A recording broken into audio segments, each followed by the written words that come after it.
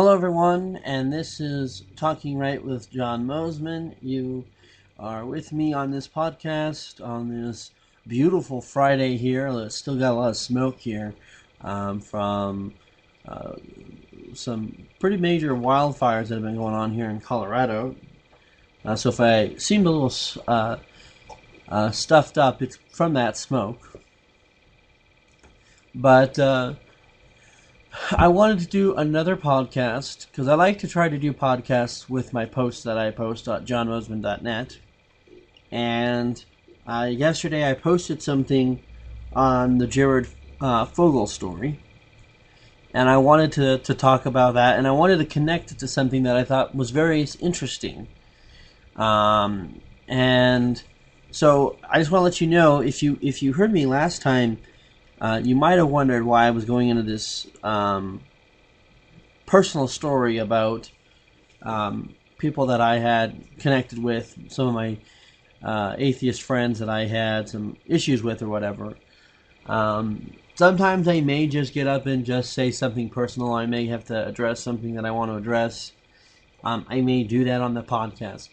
But I promise we will get back to talking about conservatism, because as much as we're going to be talking about some of the current affairs, and we're going to talk about some of the things that I'm talking about on my website, we're going to be going back and talking about understanding conservatism, and then opening that up to other things as well, getting into context, getting into understanding purposes for why certain values are there. And we'll talk about that more next time I'm on the air, the next podcast, which will be next week. In fact, it'll probably be in most likely September when I do that again. So, but I wanted to at least get this approach, just because I wanted to sit down and talk about the situation, because I have been talking a lot lately about Planned Parenthood, and there's a reason.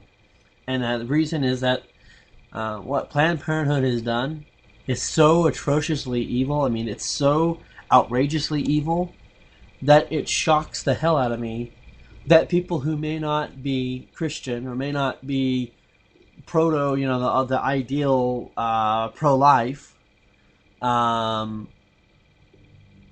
even people who may be moderate on the idea of pro-life, pro-choice, have to step back and look at, say, yeah, the things they're doing are wrong. Even if I am for it, the way they're doing it is wrong. But you're not getting that from a lot of people. A lot of people are, if you will, circling the wagons, if you will, to protect this thing. And I think part of it is the myths out there about Planned Parenthood. And if you watch the videos, and I've watched more than just the recent videos that have come out, I've actually watched videos for a long time. Because there's been, for at least a good, I would say at least 4 or 5 years, there has been a steady flow of videos and information coming out from people doing undercover work by exposing Planned Parenthood. There was one video I saw, I think it was back in 2012, where it was them talking about covering up child prostitutes, them needing abortions. And you would see the video, and you would see them with their pimps. And here are these people who are supposed to be for women's health. Mostly these women working at these clinics who are supposed to be for women's health. And they're here protecting these a-hole pimps and Johns who are having illegal sex with minors. And they just cover it up. And that's been a well-known fact for people who have been looking into the issue of Planned Parenthood for a while. And the media and the news have been just completely blind to it. But I did want to write a post about, because, the whole situation of Jared Fogle is interesting.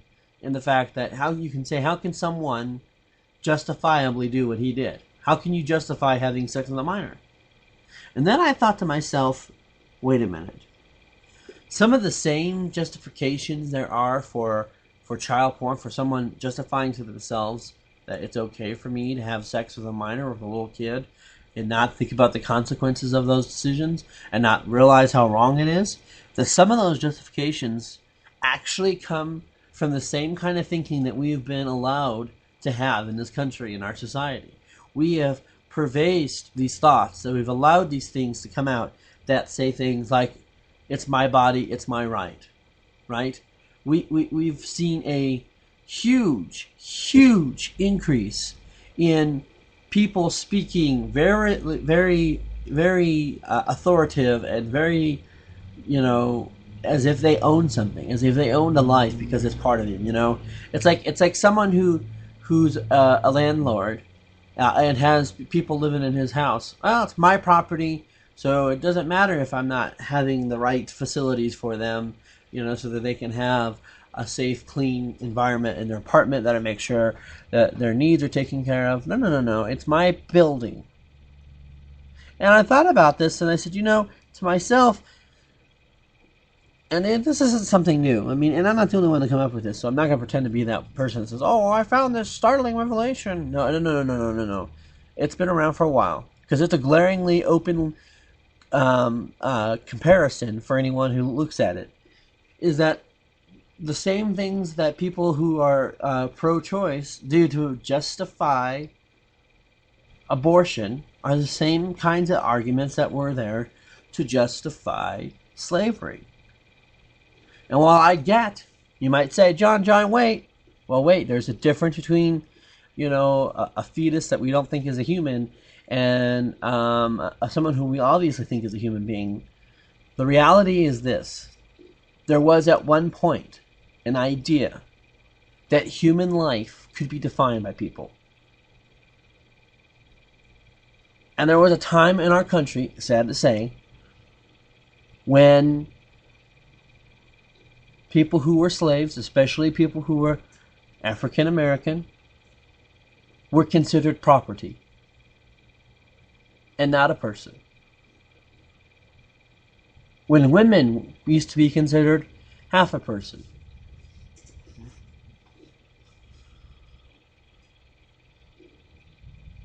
And that was for many people their justification for not allowing women or blacks to vote, or in the case back way in the day during slavery, it was an argument to justify the fact that no one should have a right, no government should have a right to interfere with the slave owner's right to own a slave and to do with his slave what he wishes. And for the small differences that there are, obviously, between slavery and abortion, what I'm saying is the rationale is there. The type of arguments being made are there. And they're similar. And what I'm saying is it's the same for child porn. I think child porn or adult porn, both any kind of porn is bad. I think it's evil. I think it's it just saps your soul. It leads to a lot of psychological problems. It can lead to a lot of relationship problems. So, neither is good. But we say, well, it's okay if an adult makes that choice.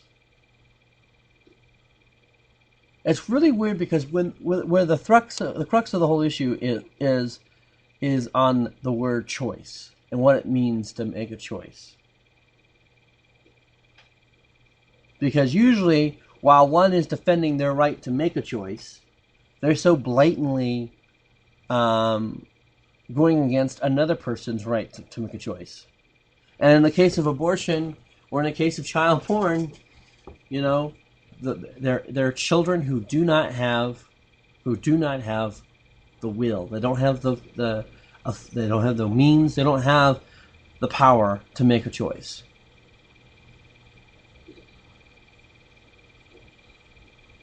And in that way, child porn and abortion are similar.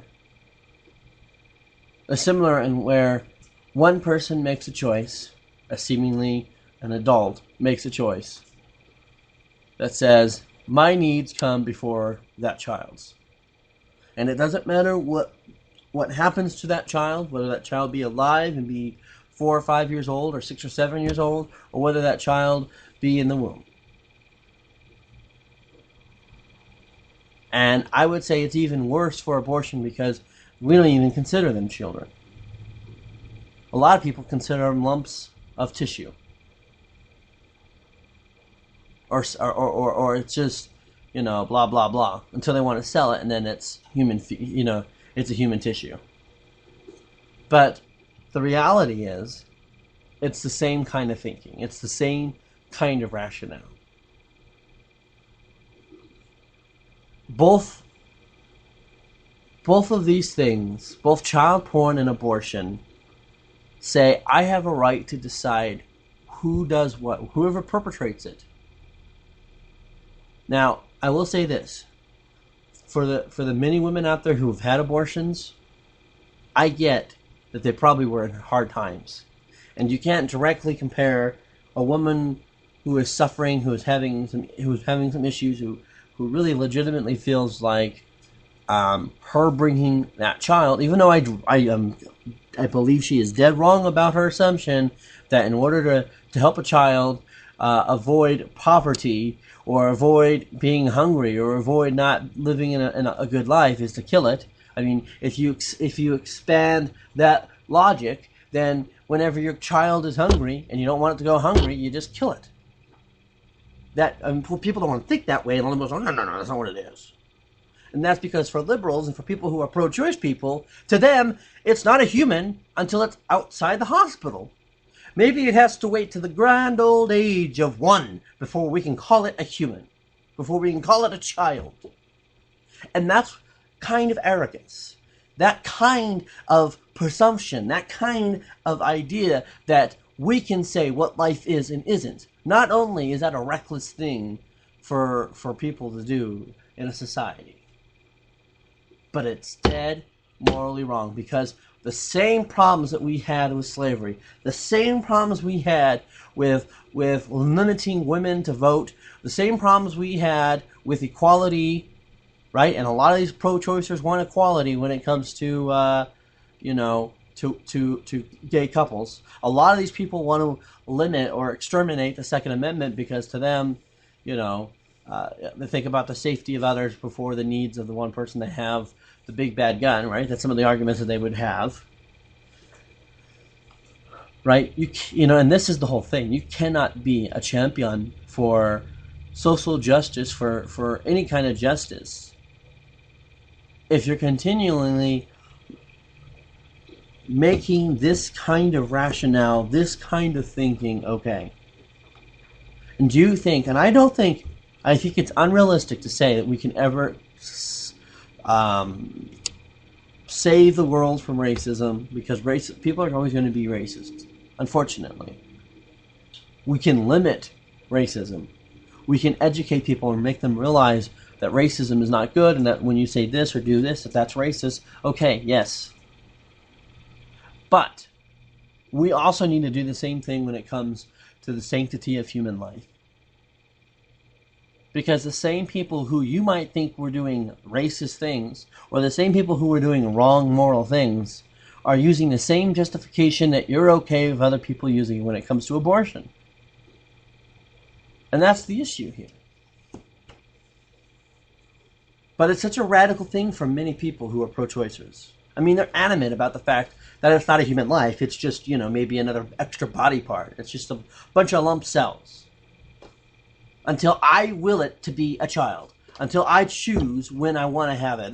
Then when I say, you know what, I want to have it, then it becomes a child. Or when it exits the womb of a woman, then it becomes a child. That is the same narrow thinking that we have had that has perversed this society, that has contributed to a lot of the problems that we have here in America. To say, it's not a life until I decide what it is. And I'll extend this above, because I do think some of my conservative friends who are pro-life need to realize this. I think they do. I think people need to realize that we in general in America have had a problem with the idea that, you know what, it's my property, I own it. This has kind of been, unfortunately, a terrible byproduct of capitalism. And even though I think capitalism is far better solution than socialism, from a pragmatic standpoint, the reality is that there are certain scruples that I have with capitalism and with our society that has become so ridden with material objects, with consumerism, right? Oh, I want this, I'll trade it out, you know. You know, there was a time when people thought, this is my job, I'll have this as my job, oh, this is my house. You know, it doesn't matter if it's the smallest house in the block, it doesn't matter. It's my house in the sense that, you know, I bought it and that's great.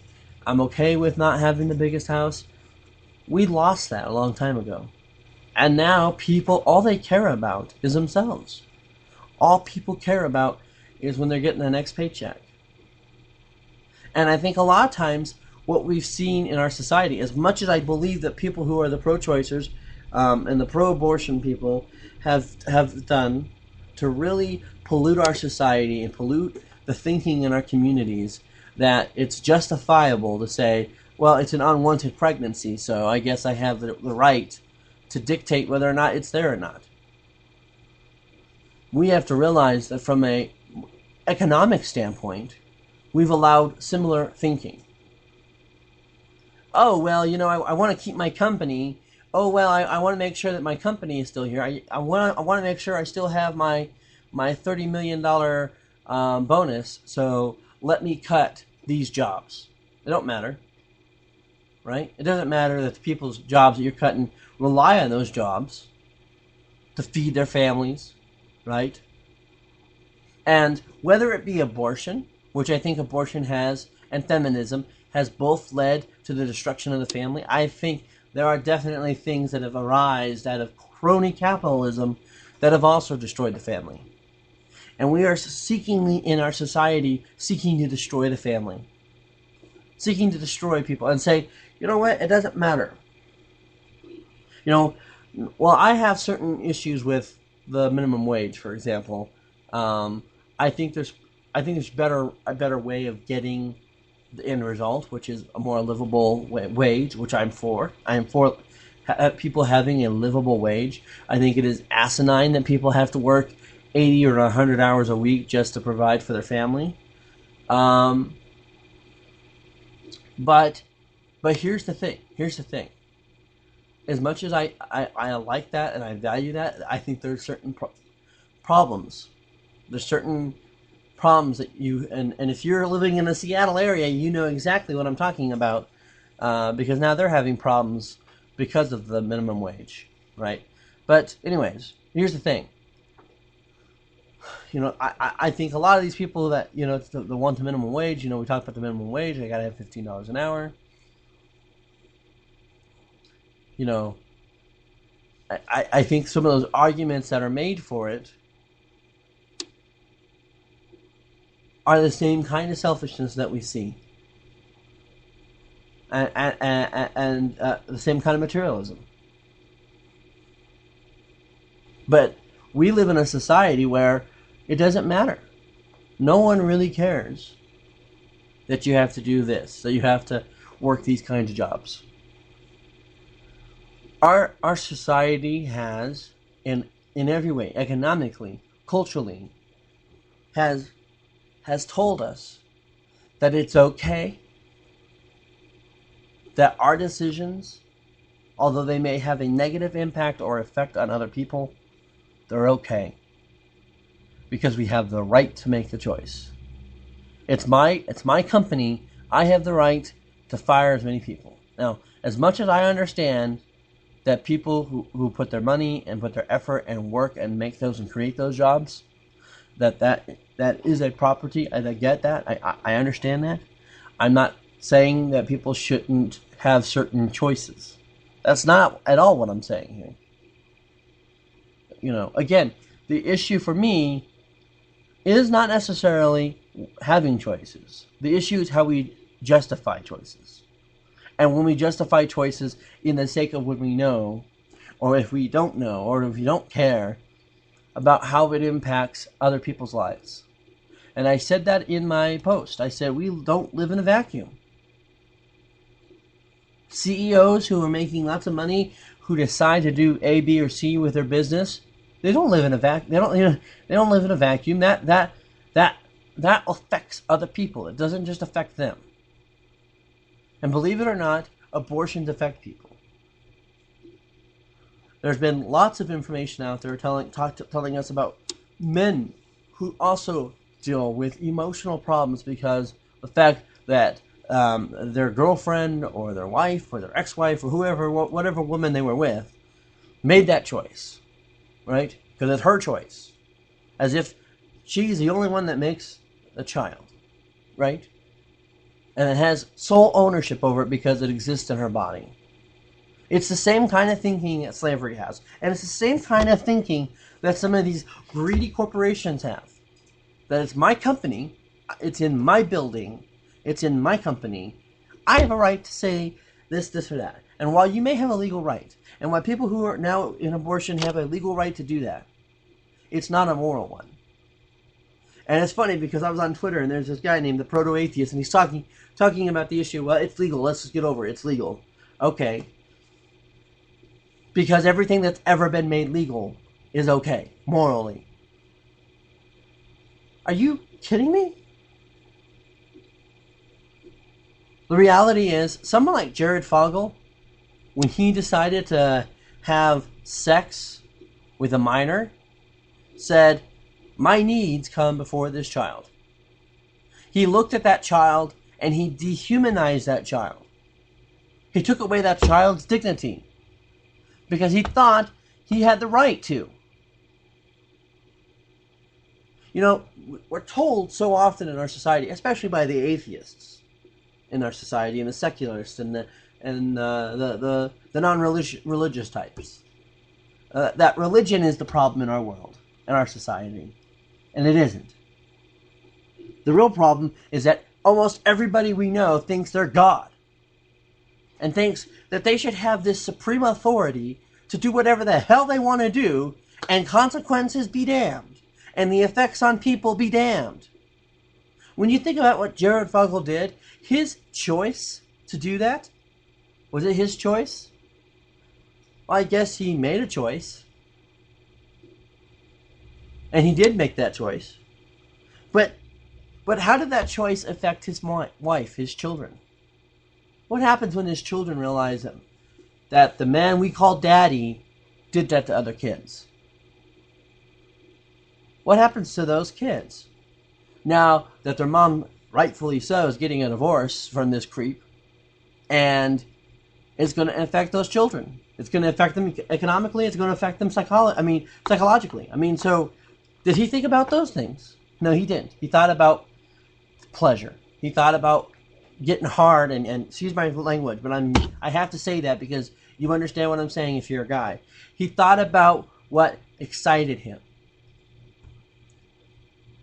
And the people who sell that porn, or people who sell people like him or help people like Jared get access to those kinds of children who make money off of it, to me, they're no different.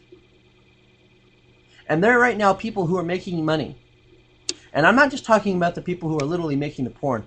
I'm talking about people who are providing the bandwidth, the people who are providing the internet. Right? Because they're getting a silent paycheck. And we have so many different industries in this country. And this is the thing. When I talk about capitalism, I'm not against business. I believe business is good. But I think business that is morally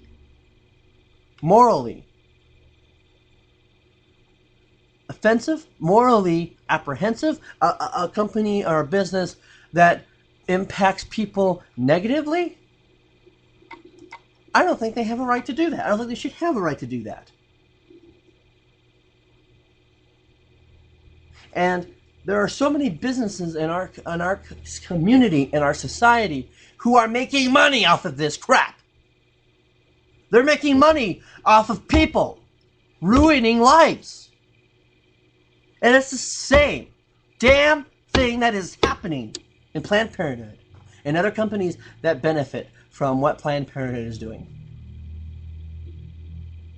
And it sickens me. And the fact that it doesn't sicken more people just goes to testify the fact of how ass backwards our society is and how sick our society is.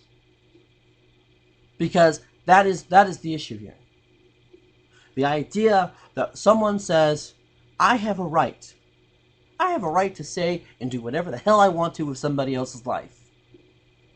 It doesn't matter if it's an abortion. It doesn't matter if it's child porn. It doesn't matter if it has to do with someone's business or their livelihood, right?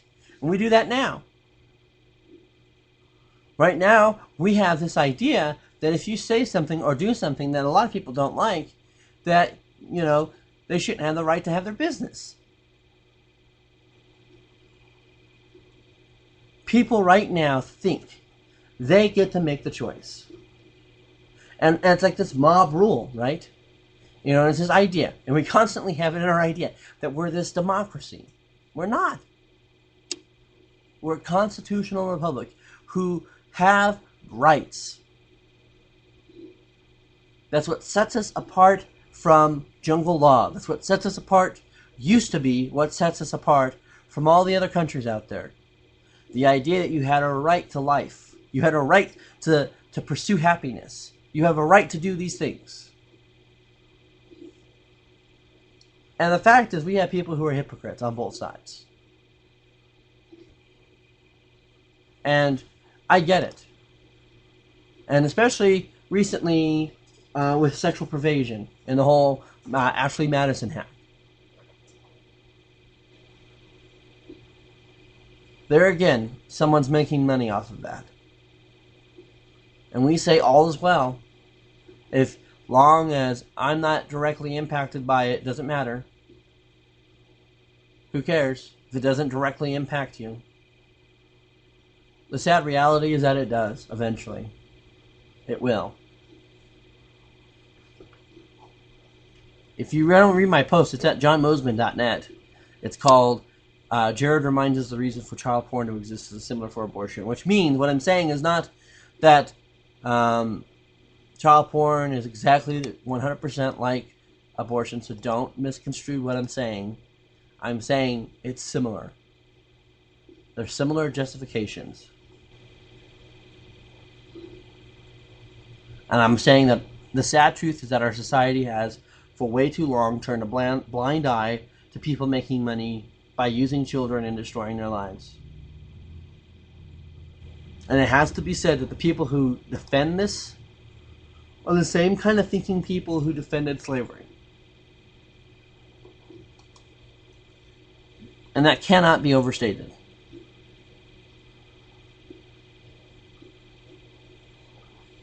But when you think about the thing that makes child porn so wrong, is that there is someone who is ultimately taking that child's innocence. There's someone that's ultimately taking that child's choice away.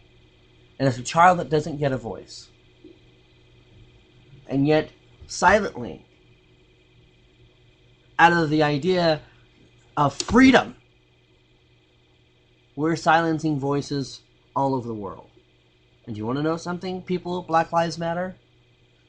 Right? You people who want to prop up fucking race wars. Do you want to know what the real problem is? And I'm sorry I use that word, but this really gets me mad. Okay, but if you really want to know what it is, I try not to cuss too much. I really do. But if you really want to know, and I'm running out of time, but if you really want to know what it is, it's this. You can't say anything about race until you start talking about the silent genocide that is happening to black lives, young black lives. That's all the time I have. I promise I will talk more about it. Sorry about my language. This really is an issue that sometimes gets to me because of everything that we know and see. To find out more information about me, go to my website. I am leaving. Goodbye. Have a good week.